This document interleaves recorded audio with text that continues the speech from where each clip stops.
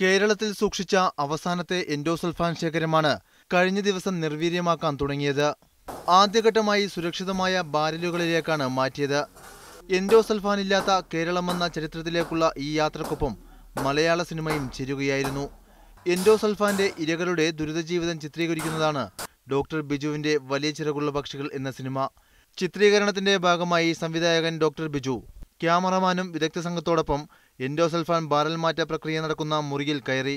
ഈ എൻഡോസൾഫാൻ നിർവീര്യമാക്കുന്നത് നമ്മൾ ഷൂട്ട് ചെയ്തത് സിനിമയുടെ ഒരു പോസ്റ്റ് ടൈറ്റിലിന് ഉപയോഗിക്കാൻ വേണ്ടിയിട്ടാണ്. 2012 വരെ ഉള്ളൂ സിനിമ കാണിക്കുന്നത്. പക്ഷേ 2012 ശേഷം നടക്കുന്ന പ്രശ്നങ്ങളുടെ ഒരു ചെറിയ ഡോക്യുമെൻ്റായിട്ട് അതിൻ്റെ ഒരു ടൈറ്റിലിനോടൊപ്പം ഉൾപ്പെടുത്താൻ വേണ്ടിയിട്ടുള്ള അതിൻ്റെ ഭാഗമായിട്ടാണ് ഇപ്പോൾ ഇത് നമ്മൾ ഷൂട്ട് ചെയ്തിരിക്കുന്നത്. കാസർഗോഡ് എൻഡോസൾഫാന്റെ ഇരകളുടെ ജീവിതത്തിലൂടെ സഞ്ചരിക്കുന്ന ഫോട്ടോഗ്രാഫറുടെ കഥയാണ് സിനിമ.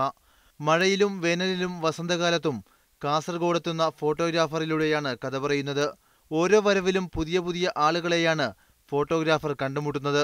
കുഞ്ചാക്ക ബോബനാണ് ഫോട്ടോഗ്രാഫർ. മഴക്കാലത്തെ ഷൂട്ടിംഗ് പൂർത്തിയായി. വേനൽക്കാല ചിത്രീകരണത്തിന് ശേഷം ഏപ്രിലിൽ സിനിമ പുറത്തിറങ്ങും. സാജിദ് അജ്മൽ, മീഡിയ 1, പാലക്കാട്.